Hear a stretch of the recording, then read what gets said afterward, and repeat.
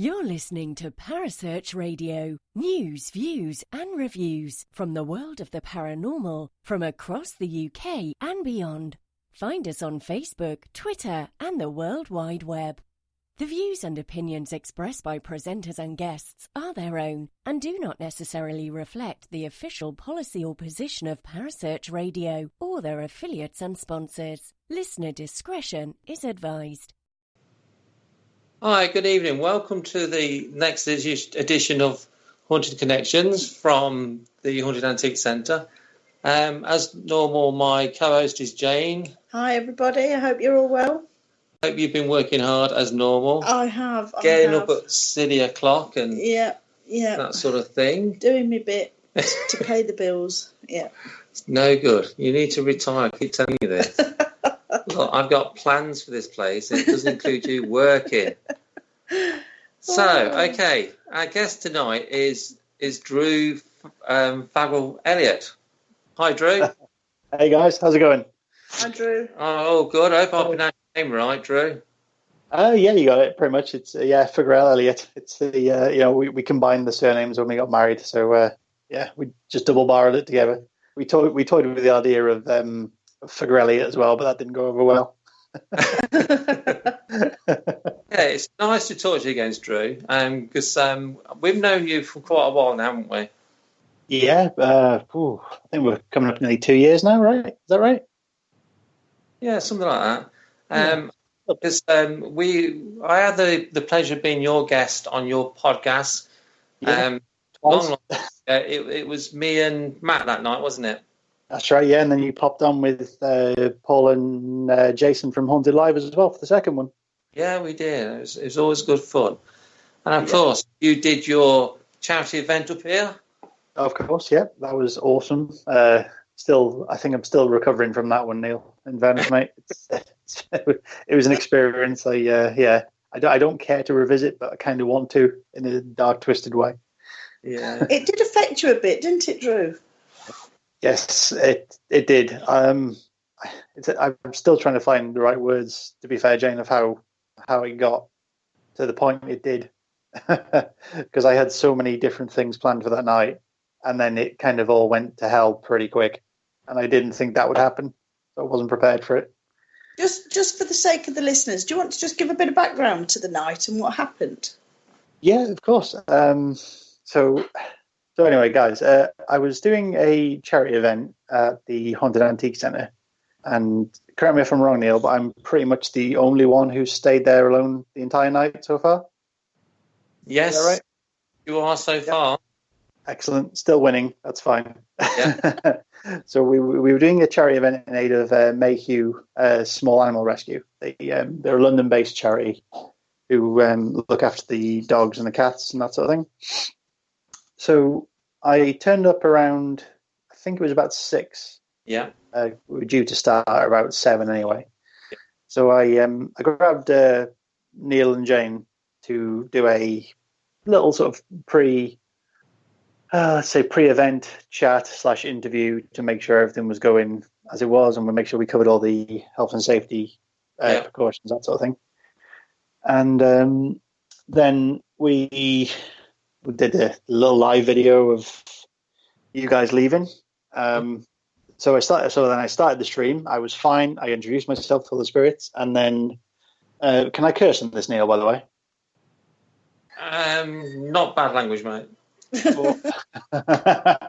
Right. Well, in short, Neil scared the living hell out of me when he came back in, because I just heard footsteps up the stairs, the door opening, and I'm pretty sure I froze in place because I didn't know what the hell was going on. I actually, as I was driving back, I thought, I'm going to scare the crap out of him here. Well, mission accomplished, mate. You nailed it.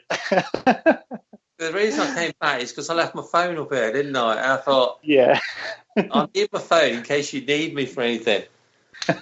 I did frighten you, didn't I? And did you sneak so you wouldn't disturb him? Well, yeah. I was torn. You did sneak, Neil. Mate, you did. Room. So I thought, well, if I sneak in, perhaps he won't hear me, or if I snuck in and he heard me, would it frighten him more? So I didn't quite know what to do, I must admit. But anyway, after that initial scare. In fact, Neil, Kerry, sorry, in the chat says it's marked as explicit, so I'm going to say you scared the shit out of me because I didn't know what to do when that happened. I was all over the shop. You threw me off. But I guess that's what you get from being in the Haunted Antiques Paranormal Research Centre. It's even the hosts will scare you. Oh yeah, that's our job though, isn't it? Really. Well, exactly, yeah. So the plan was for you to do an overnight sleepover, wasn't it? An overnight vigil on your own in the building for, was it 24 hours? From 7 in the evening till I think about 9 in the morning, or just when Neil comes to open up the next day, yeah. So it was like a complete lockdown, wasn't it? You were locked in the building. Yeah, I was locked, but I did have a way to obviously get out if needed, if anything did, go a bit too insane that I couldn't handle. Neil did give me the key, so yeah, we covered a lot of bases on the sort of the pre-event chat between the three of us. I think. Yeah, because it was important you got to be safe. Of course, yeah, and then especially with the mirror incident, maybe 2-3 weeks prior. Right, yeah. So I suppose you to make sure you wanted to carry on. Yeah, because we spoke about that quite in depth in a way about how it might be a bit more risky, to say the least. Yeah. Yeah. So how did the night pan out then, Drew? Well, I'll go back to before we properly started because not everybody knows about this one. But when we were just having a chat, general setting up. I was first time I met Jane as well, so we were just having a chat then as well. But Jane goes on a little walk around to. I guess you were telling the spirits to behave, Jane. Is that right? Yeah, we were just asking them to treat you nicely. Yeah. And she was in the main room on her own, and you noticed a stick figure on the Kinect camera. Mm-hmm. So of course I come bounding in because I've got to have a look at this, see what's going on. And me and Jane were talking to the spirit, and I said, can you raise your hand up to touch mine? It didn't do anything, and then Jane said, can you raise your arm up? And the spirit touched my hand. Mm. I felt a bit weird about that one at first, and then it did it again. But exactly the same thing. It touched my middle finger, and I felt like a static charge come through my hand and straight up my arm, which was really weird. So that put me in not scared, but it was like a oversensitive, very hyper, very positive mood, which didn't stick around for too long afterwards. But so that was how it started. I don't know how much more you want to go into at the start of it, Neil, or. No. Well, after Neil left, you had planned to do a few experiments, didn't you? And then, you mean what happened then? The time Neil left for real this time. Yeah. So he didn't come back. Yeah. So I had quite a lot of experiments planned, just to elicit some sort of response from the spirits at the centre or in the surrounding area. I can't fully remember everything I had planned, but I'm pretty sure I sent them to your messenger, Neil, so if you do want to share them with anybody, go ahead. And I was fine. I was doing spirit boxes, EVP things. I had some pretty good responses. Pretty sure we caught a dog barking. Unsure whether it was outside or inside, hard to say, but it sounded like it was coming from the back room rather than the front. And one thing that's not paranormal related, the people of Hinckley seemingly know how to party on bank holiday weekend as well, guys. They know Hinckley. Oh, they do. Well, when I was leaving at 9, they were still drinking in the pub. So, I mean, fair play. Oh dear. So that was, in a way, the guys who were drinking till 9 in the morning were my comfort from about 11 o'clock onwards, because I still don't know what happened, in truth, guys. Don't think I ever will. I was just chatting to the guys on the live stream, chatting to my wife on Messenger and on text, and I just started doing the live draw for the prizes that we had.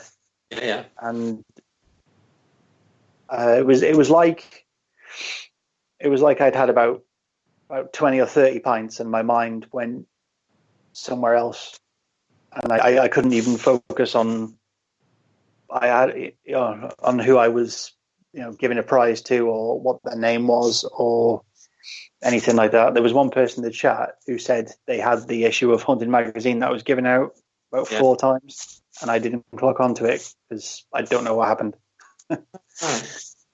And I can't explain it. Is that sort of thing? Have you never experienced that sort of thing before? Not like that. I've had the feeling of sort of I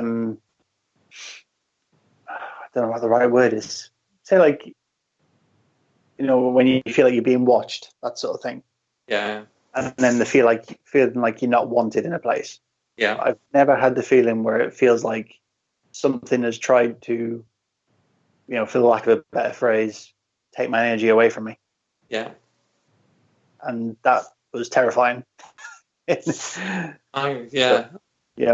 can laugh at it now, but I'm pretty sure I still got like a paranormal hangover about, what was it, 3 4 months ago? Must be. So it's pretty much a paranormal come down, I think, rather than a hangover. I must admit, I admire you for doing it. You did stay here all night. Yeah, that's true. Yeah. But I always remember your quote that the centre turns into a different monster when you're on your own dark. It really does. That's exactly why I wrote it on the door. That's right. I remember. And I've had quite a few people say, "Oh, they'll do it. They'll stay on their own." I thought, I don't think they will. They would. Yeah, it's easy to say it. Mm-hmm.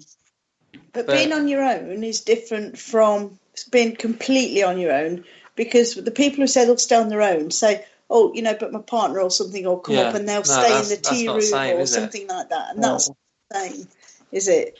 Because you'd also spent time, hadn't you, in the seance room and in the witches' room, and was the area where you felt most sort of threatened.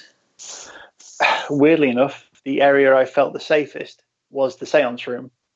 All right. But the fact that I couldn't get there was the problem. Yeah. Like I felt like I was vulnerable in the tea room, the main room, on the stairs, like inside and out. Well, obviously inside the centre and inside outside. Yeah. The corridor, the chamber of fear, and the little sort of room you guys have got. Yeah. I physically and mentally could not get to where I felt safe. Really? It was like I was trapped in there, Neil. And to be fair, mate, but without meaning to, I didn't do anything to elicit any, response. I didn't, of that magnitude anyway. I didn't provoke. I didn't, prod. I was just there trying to chat to someone, and I was hoping that I'd be able to chat to the. I think what Jane picked up on the old lady from on the Connect camera. Yeah. But well done for doing it. Well done anyway. You raised quite a amount of money for the charity, which is fantastic. Oh, thank you, man. Yeah, it was good. It was. I mean, I'd do it again, but I wouldn't do it again yet. And, do you think it would be? Do you think this place has got a lot more energy and there's a lot more sort of foreboding, if you like, on its own? Have you stayed in other places like that on your own to sort of, completely on your own? And how did you feel in the other places compared to this? Where we did the round table, the Robbins experience, I've done a solo vigil there, and that was I had it booked pretty much all night, Yeah. And I got to about, I think, 11:30, 12:30. I started feeling a bit, I think he was tired. I wasn't, I wasn't like paranormally drained or anything. I was generally tired. I'd been in work all day, that sort of thing. And I thought, you know what, I'll see how this goes, and then if nothing happens, then I'll go. Yeah.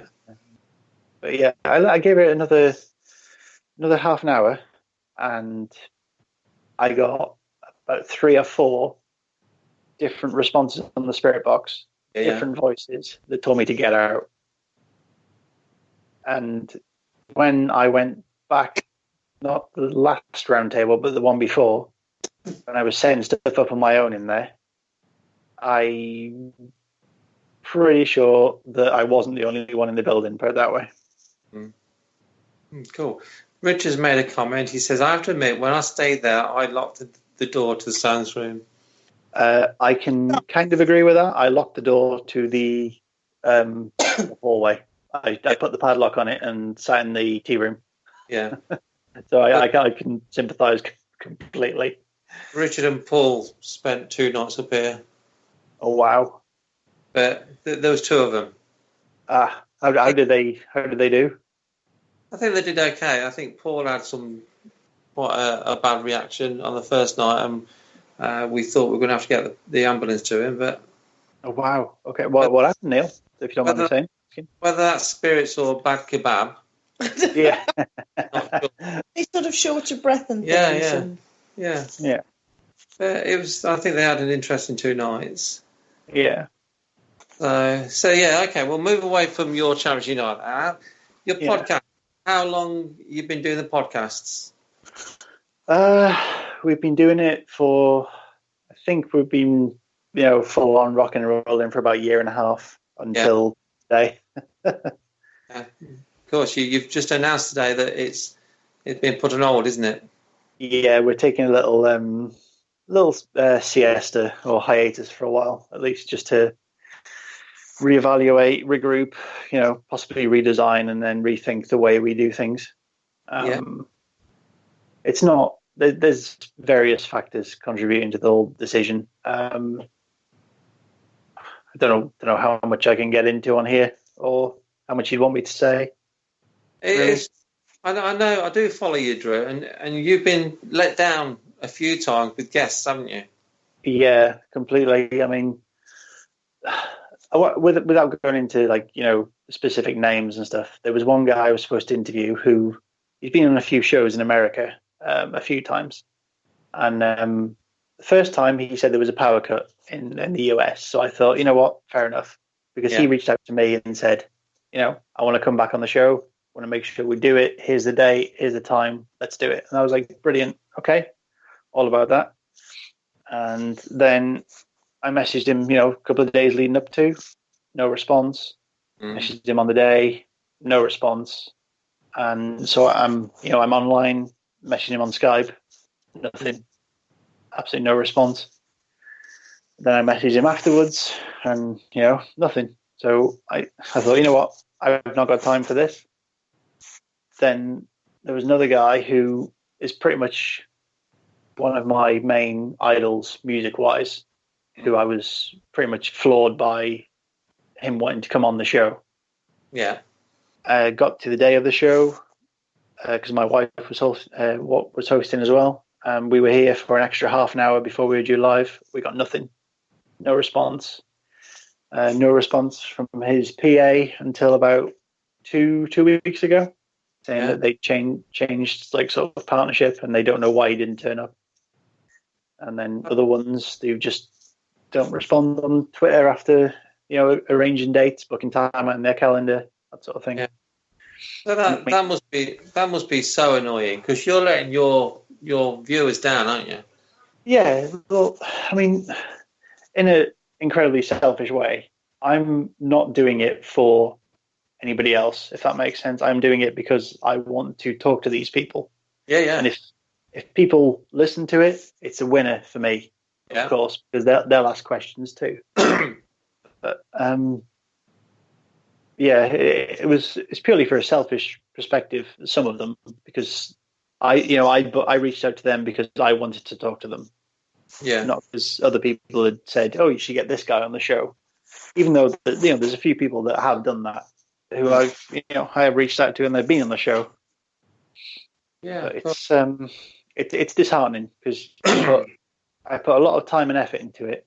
Yeah, I take time out of spending with my wife, with spending time sorting out my animals, that sort of thing.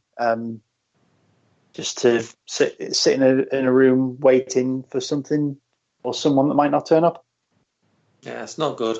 Yeah, and it's a bit naughty, isn't it? And all it takes is just a matter of courtesy, isn't it?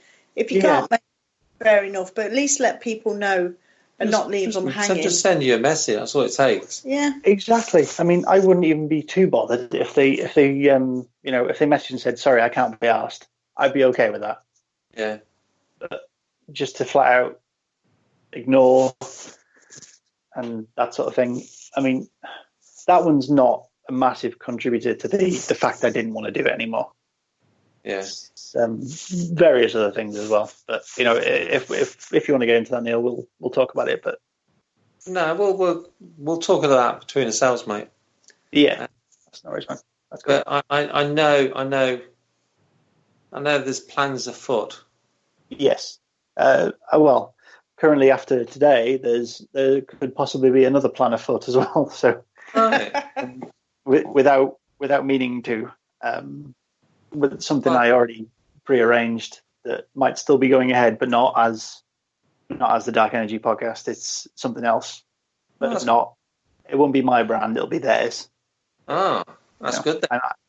I'm happy to help them because they offered me the chance to do something. I don't know if I should give too much away yet, just in case. No, not yet.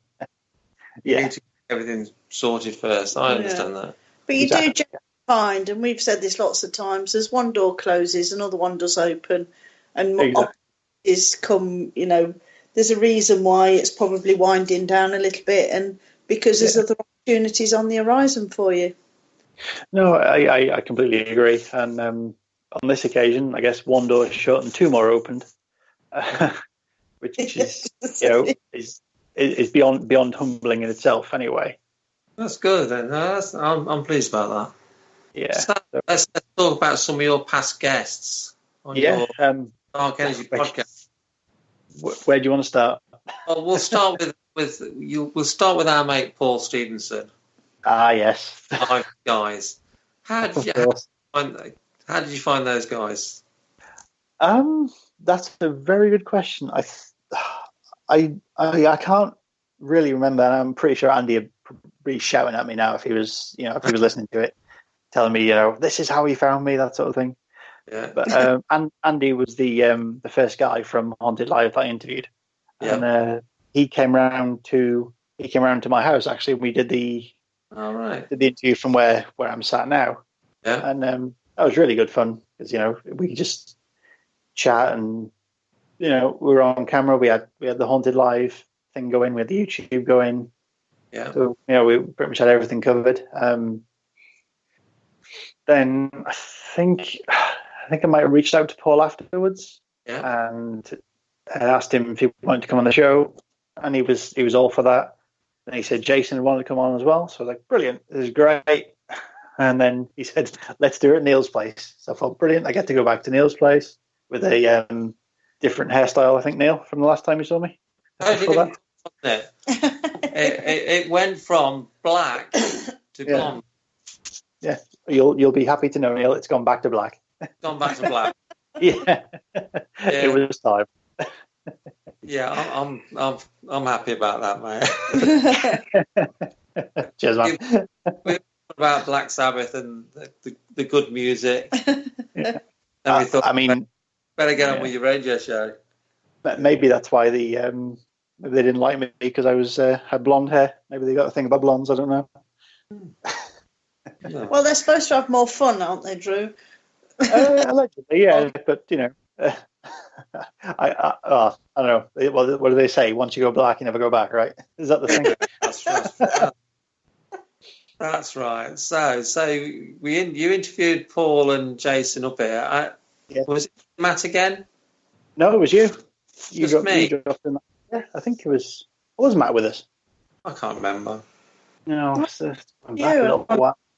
Just Yeah, you. it might It have was just the been three there. of you, weren't they, in front of the camera? But it was a good laugh. I know it was a good laugh. Then Oh, of course it was. Yeah. working with Paul Stevenson, working with Paul, it's a good laugh. Oh yes. Unless he makes a cup of tea. Have you heard this one about Paul's cup of tea up here one week? Oh no, but I kind of want to hear it now. Go on. Okay, I drink green tea. That's all I drink, and so I've got green tea bags up here. So Paul made his guests a cup of tea, and of course he put green tea bags in, put milk in. Oh, Green tea and milk doesn't mix. And the poor lad, I felt sorry for him. It's an ongoing joke now. He will never ever live that one down, Mr. Stevenson. yeah. But that's awesome. yeah, but the Haunted Live guys are a fantastic bunch. Oh, without a doubt, yeah, they're incredible. I mean, we got them because I was interviewing Kath, who does the Madame Parboiled tours in Nottingham, and she wanted to make sort of a mini event out of the interview. So I contacted the guys straight away and said, "Do you want to be the first to do paranormal investigation at Staveley Hall?" Mm-hmm. And of course, they jumped at it. So it was another chance to chat to them and get to work with them. And albeit briefly, I was kind of looking after the sort of admin for the live when they were doing it, but I had to leave because I'd work the next morning. So well, that's good. Then you got to work with them. So it was with great. all the locations that you've been to, Drew, do you have a favourite location? Do you have a favourite location where you've been and had a really good investigation? I mean, without sounding sort of like I don't know, right phrase, I guess. Yeah, I think the best one, in honesty, best investigation I've been on is probably the solo one I did at the centre. That's because of what happened. Experience, yeah. Yeah, that's obviously not just because I'm talking to you guys. That will be forever until something, let's say, worse happens. Mm-hmm. That will be forever the one that sticks out. I've done a few that have stuck out, but that one. That's after good. The way I was feeling, that's the one that sticks out. That's good then. Yeah, it's good when, well, you probably didn't feel it was good at the time, but it's good when you have such a good experience that it does stay with you for a long time. Yeah, exactly. I mean, it was good. It was good at the time because I was like, oh, something's happening. Mm. Then when I text Neil and said, I'm just going to go for sit on the sofa and can I borrow a duvet off the side, try and get an hour or something. What was supposed to be 5 minutes of me putting my head down on the sofa, or on the chair, sorry, turned into about 2 hours of me trying to get to sleep because there was all sorts of stuff going on around me. Yeah. Was the noises then? Were you hearing lots of noises? Yep, I had footsteps up the stairs on the outside. The door handle was shaking. The door was shaking. The main door. There was the door to the corridor to go towards the seance room. I put a padlock on that. That was shaking. Something in the back room was telling me not to go back in there again. Yeah. Don't know where it was. Can't even begin to think what it was. Whatever it was, it didn't want me to sleep, but it didn't want me to go back in there either. Yeah. That's how it is up here. Yeah. Yeah. That's good. So what other sort of people have you interviewed during your time?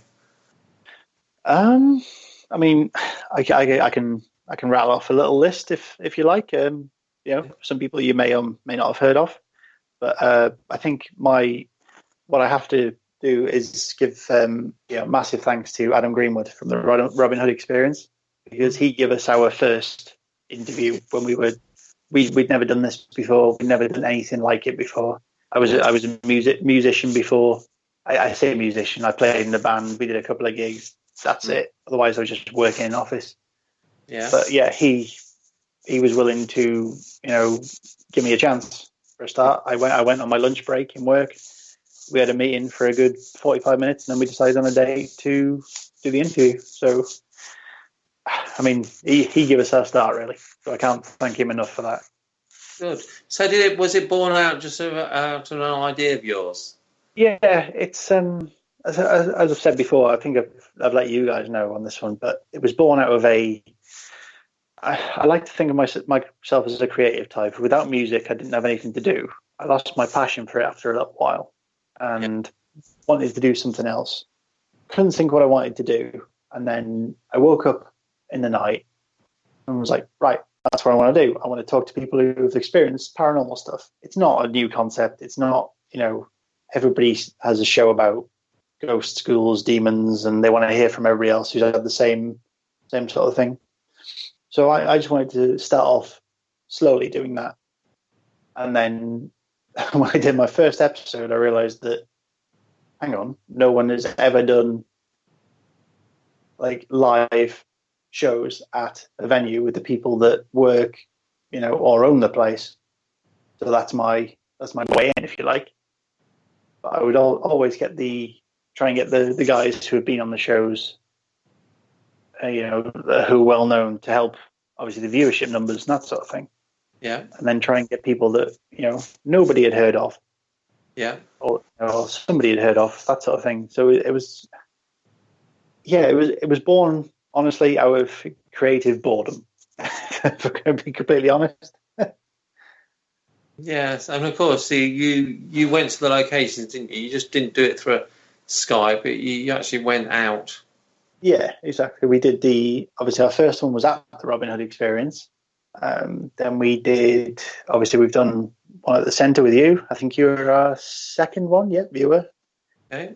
Then went to the village in Mansfield where we interviewed Lee Roberts, which was good fun because there was a team investigating, so they let me sort of stick around for a couple of hours with them as well.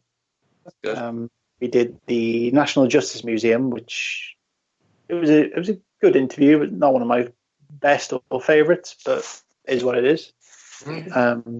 We've been back to the centre again with Paul, Jason, yourself, Neil. Done the Haunted Museum in Nottingham, which was great fun. The other guys, they treated me really well there. They were really nice. I haven't got a bad word to say about them. They were great bunch for me. I've done the weirdly named Exorcist House in Leicester. Oh yeah, I know it. I've been there. Yeah. Unsure what I think about that one, but obviously I wasn't there long enough to make a comment. I was just there to interview and do a 20-minute walk around video, so I can't really confirm or deny anything on that one. There is something there, don't know what though. Okay. I've been to Ben Canham's house and had a tour of his object collection he's got.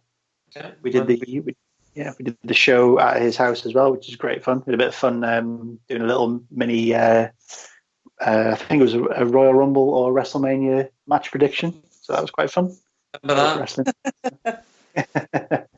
I remember. I've been to Derby Jail and interviewed Richard Felix from Most Haunted fame. I did say Derby Gaol because that's how it's spelled, but he told me it was jail, so I kind of got told off for that one. Yeah. And I think, if I'm not mistaken, the last one that I did on location at a haunted place was when I interviewed Kath at Staveley Hall just before the Haunted Live guys got there. Oh yeah. That one hasn't been released yet, purely because it took us about half an hour to get on the Wi-Fi. Then the Wi-Fi stopped working. Then the guys arrived, and then everything stopped working for me. So, and then the rest of the time, I like to interview people over Skype, or like with Ashley Mortimer from the Centre of Pagan Studies. He invited me to his house. We had a coffee, we had a water, and we had a good chat for a good 2 hours. And then the guys from Mayhem Film Festival, we did it at the Broadway Cinema in Nottingham. Brilliant. So we done a few miles. varied amount of guests, which is always good.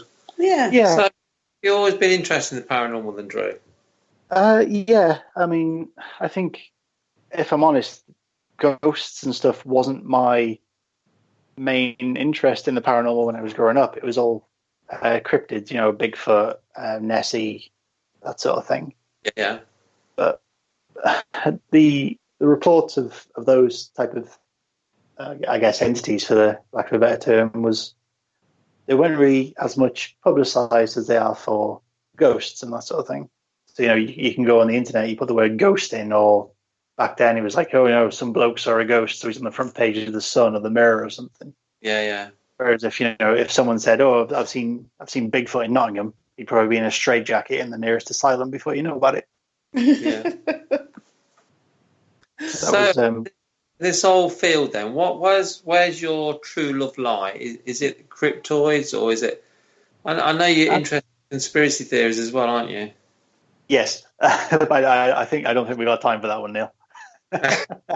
after what me and you have been talking about, man, I don't think we got time for that one. So yeah, I think recently, a little while ago, months ago, you invited Neil and I over to do a round table, didn't you? Yes. And that was a really interesting night. Do you want to tell us a little bit about your round tables? Oh, of course, yes. I'll just go back to the question Neil asked, if that's all right, Jane, because I realised I glanced over that one and kind of just threw the ball back at Neil. But in honesty, Neil, I guess my main interest would be the cryptids like Bigfoot and Nessie and stuff. Yeah. I'm talking with a guy. This isn't podcast related. It's not about something else. To go and maybe have a stakeout in a forest in the UK. Maybe see if we can find anything. Maybe something's been sighted out. So yeah, that'd be good. that's that one. So yeah, back onto yours, Jane. Sorry about that. Right. It was just the round table things were just an idea, just to get people talking. Skeptics, believers, anybody in between, and just throw out some subjects that people wouldn't normally talk about out loud, I guess, because we're talking over Skype.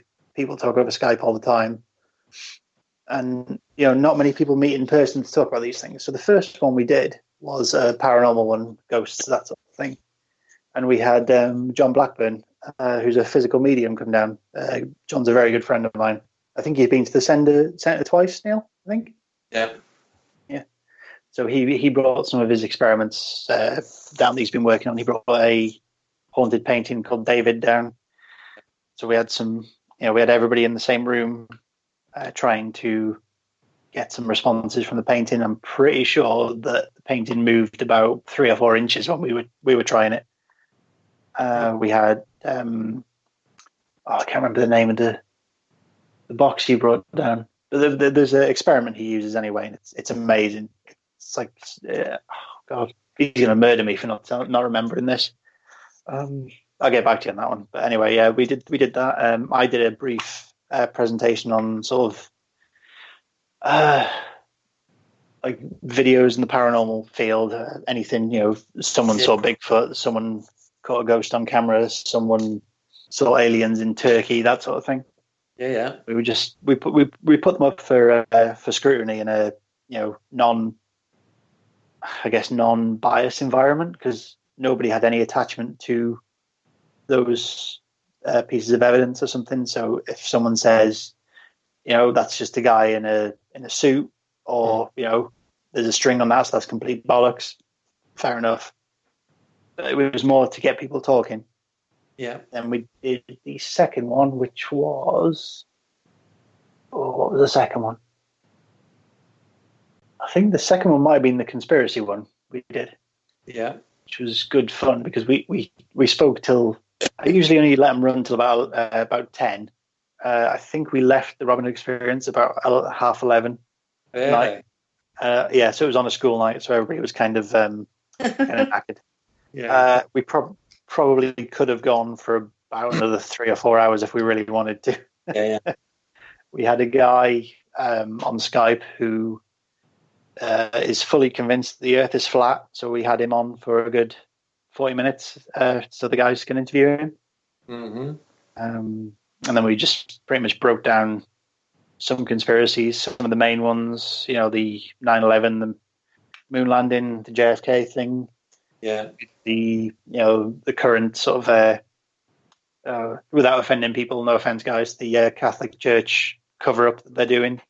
Yeah. So we were pretty much taking everything we could get our hands on. And then we were doing some silly ones as well. We did the, Planet Nibiru that's supposed to be coming around? All right. So basically my introduction was that, was to show a picture of Unicron from Transformers, which is pretty much a planet-eating planet. It turns into a giant robot. So I actually love conspiracy theories. Yeah. I do. I love them. But you don't get to just talk about them very often, do you? You don't, because if you talk about them out loud, you kind of get labelled a bit of a nut job, which Right. I think that's probably why me and you get along so well, Niels, because we both like conspiracies and we're both kind of a bit nuts. Yeah, that's good. But there is a bit of a. It seems to me that once you start sort of saying about conspiracy theories, people sort of hackles tend to go up a little bit. It's almost like you're not allowed to sort of discuss things sort of out loud that may sort of upset the apple cart or may get people thinking a different way, or it is what it is. That's the information you've been supplied, so that's really what you have to believe. And it almost seems not in society that you're not really supposed to speak out about, go against the grain of some of these things. Exactly. Like that's why I got the guy to come on the show to talk about the flat Earth theory that he had. Yeah. Because paranormal is anything out of the ordinary. That's right. It's conspiracy, it's cryptid, it's ghosts, demons. Yeah. I guess in a way, religion is paranormal because they believe in a ghost. Yeah. They believe someone came back from the dead, so they believe in zombies, in a manner of speaking. But it's all paranormal. So, but as soon as you get people like that on the show, the people who are adamantly against his beliefs start getting nasty. And I mean, I don't believe the Earth's flat at all. Not in any way. But I would never, ever say to someone, "You're an idiot," because of what they believe. If they can present to me a valid case, I'll go, fair play, well done. Yeah, I'll never judge anybody on what they believe. No, I agree with that, Drew. You shouldn't judge on people's just because they've got a different opinion to yours. Yeah, that's fine. Have a different opinion, but still you be should friends. Still be able to discuss it and stay friendly and be grown up about it, really. And after all, the whole thing about conspiracy theories is you're going against the mainstream. You're going against the governments. You're going against religion. You're going against all the powers. Yeah. No, you just take the moon landing. You're going against one of the biggest organisations in the world, NASA. Yep. 9/11. You're going against the flipping American government. Yeah. Exactly. Yeah. CIA, whoever did it. So you're going against everything that's been rammed down your throat since you've been born. Yeah. Exactly. But in the same respect as well, with ghosts and stuff, we're told to believe there's no monsters under the bed, there's no monsters in the closet. There's, great grandma won't come back and visit you at night time. So I guess in any sort of realm of belief, there's we are being controlled, if you like, in a way. I think we are. Yeah. I think obviously but later on, as we grow up, we find our own way. Like, you've got the center now. Yeah. That's amazing. If someone said to you, I think it's bollocks, you'll go, whatever, doesn't matter to me. That's what I think. You come out and say not everything in here is haunted because you don't know. And like I say, I'm not going to believe every piece of video or film, photo I see online of Bigfoot because I wasn't there. So I can either, credit or discredit that person's sighting because they think they've saw something. Yeah. It's like with the Nessie thing they've done recently, where they said it's definitely an eel, or we're about 99% sure it's an eel. Like, what have you got to, substantiate those claims? You've got a bit of DNA. It's like, right, but Loch Ness connects to the sea. And it's a big old loch. It's a big old bloody loch. I mean, when I went there, you can feel the energy of the place. It's it's hard to describe. But when we were out, we got there, and from where we came in through, I think, Fort William to go around to Foyers. Foyers, interestingly, we were about 20 minutes away from Alistair Crowley's house, which we didn't find. Yeah. But we came around, and the loch is massive, and you can feel there's something. I don't know whether that's because I'm a believer in it or not, but you can feel there's a magic in the Highlands. I did a massive post about it before, and when we were on the boat on the loch going to Urquhart Castle, I felt like I was going to cry. Yeah. I don't know why. It just felt good. Like, it wasn't like, this is really sad or whatever. It was just, I think I was stuck in the moment, if anything. Yeah. But yeah, and then on the way back, after seeing the castle, I did the same thing. I felt like I was going to cry. Yeah. I don't know why. Paul's made a comment. Mm. He says, Kerry made a comment first. It's an elephant, according to Paul. Laugh out loud. Paul, because it is an elephant, and then Kerry just says, your soul's touched. Perhaps something touched your soul. I mean, yeah, perhaps. Yeah, my soul was touched because there's very few places that I feel at home when I go somewhere. Obviously, my parents' house, because that's where I grew up. Yeah. And it's not the town, it's the house. There's the house I live in now because it's got my family in it. My wife and my various scaly and furry friends. And Scotland. As soon as I never been to like Edinburgh. I was never went anywhere. And I went to Edinburgh for my 30th birthday a couple of years ago. And when you walk through somewhere and you go, home. It was kind of like that. Do you think that could be something to do with a past life? Do you believe in past lives?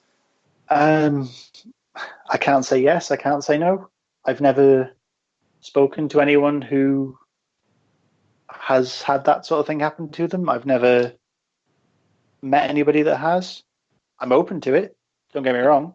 But if someone can say to me, that I was here when this happened and provide evidence that actually happened without it being public knowledge, awesome. Or when a kid goes, "Oh, I was killed over there," and you're like, "What? Hang on a minute," that sort of thing. I think past life regression is a fascinating subject. Yeah, it is. And I know Matt and Alison have had it done, haven't they? Yeah. And it is something I would love to have done sometime. Yeah. I think I'd be willing to try it, but I would be scared of trying it because my problem with that is like, what if it brings painful memories from the past life back up? So, when you're under and you feel like, say, your previous life, they were murdered in a horrifically brutal way. What if, when you're under, that could have some sort of effect on you now, and your heart gives up or something, and then you're sort of, I guess, if there is another life after that, you're kind of doomed to repeat the pattern. Yeah, I know it is. It is scary. Yeah, but it is. Well, it's the paranormal, isn't it? It's scary. I mean, normal life's scary enough, but chucking ghosts and stuff in is enough. Well, I actually think living people are more scary than dead people. Yeah, I completely agree with you, mate. Don't worry about that. Living people scare the hell out of me. Oh, don't even, man. I'm more terrified of spending a night alone in Nottingham city centre than I'm ever scared of spending another night alone in the antique centre. Yeah, yeah. But it's a different world to when I was a kid. Yeah. Yeah, I don't know, the last couple of years I think have really brought some things home about how I don't want to go all politicky because I know that's not what we're doing, but it just shows the ugly colours of the country we live in, unfortunately. It does. It is scary. I'm glad I'm knocking on. Yeah. Well, I mean, I'm glad I'm not knocking on, but I'm kind of glad that I'm here to see something, and maybe I can do something with my life to change it. Yeah. And, see what happens. Or hope Scotland votes for its independence so I can move up there. Yeah, Scotland like the referendums, don't they? They do, yeah. Yeah. Well, so do we, because we're going to have another one, ain't we? No, we don't. Shouldn't have had the first one anyway, but besides the point. We're not talking politics. I remember my granddad. He said, if you're in a pub, never talk about politics and religion. Yeah. Oh, yeah. It'll just get you into trouble. And he was right, and that was... And that's why everybody talks about the weather. That's why the British are best for the weather. True, but if you go out for drinks with your mates, how long is it before politics or religion gets brought up? I guarantee it's not more than an hour in. Yeah. A couple of beers in, everybody starts going, did you hear about Boris? And did you hear about the Catholic Church and the Satanists and the Buddhas and stuff? You're like, oh, come on. Yeah, but I don't get that because I don't go in pubs. I'll just get another gin. Good call. I don't do that, Jane, but I think I might start. I shall have to show you a video sometime, Drew. Yes. The effects of gin on a woman. Excellent. So I tell him you a video crawling across the grass. Yeah, but I thought it was my front garden, and it wasn't. It was outside the venue at work. I think I'm a little bit drunk, she says. Yeah, you think? Yeah. I mean, to be fair, Jane, we've all done it. So yeah, we have, haven't we? The thing is, I'm doing it. I don't do it that often, but when I do it, I do it in style. you have to do it right. That's the main thing. There's anything stylish about that now? No, there's no style. Oh, join the club. I wouldn't worry about that. Yeah, the thing is, I was with my daughter, and she took the video, traitor. Oh, that's the problem. You trusted your kids with your phone or something. So I think fair play to Rosie because she can use that in years to come. Library, got you. Mom, lend me £100. No. No. Remember this? Yeah. Do that one. Yeah. Look at this video. Remember when you couldn't find the lawn? No. I don't know. So what do you think the future holds for you now, Drew? Now is over. You're going to stay paranormal, are you? I don't know. In fairness, I don't know. I do love the paranormal. It's not a passion. It's not a labor of love like you guys and some of the other hardworking teams do out there. But of late, it's become more of a hassle than it's worth. Right. There's allegations of fraud, infighting. So and so hates this person, so this clique hate that person. I know it's like that in every field, regardless of paranormal, regardless of cryptos, religion, everything. But because this one was kind of more close to home, I guess. All right. I kind of notice it a bit more, if you know what I mean. Yeah. I get it. People are passionate about it. People love what they do. People are very much opinionated that their way is the right way, my way is the highway, like it or leave. And fine, whatever. But I'm not going to do that for a while. Okay. Yeah. Like you're doing the right thing, though, to take some time out and just to think about things and just, like you say, just consider everything and then make your mind up, because you just don't know what's going to happen or what new opportunities are going to come up in that time. Exactly, yeah. Like I put a rather, so I guess it was a heartfelt post up on the page earlier. Yeah. Search Dark Energy Podcast, guys, if you want to have a look. It's there. If you want to like it, go for it. There won't be much on the page in the way of anything for the next while, but what I'm going to do, I'm going to take a step back from everything, readjust, regroup, recharge, reevaluate, and maybe redesign what the podcast is, because where it ended up is not exactly where I wanted it to go. Yeah. I've got things that I want to do, and people I want to sort of do shows with that don't involve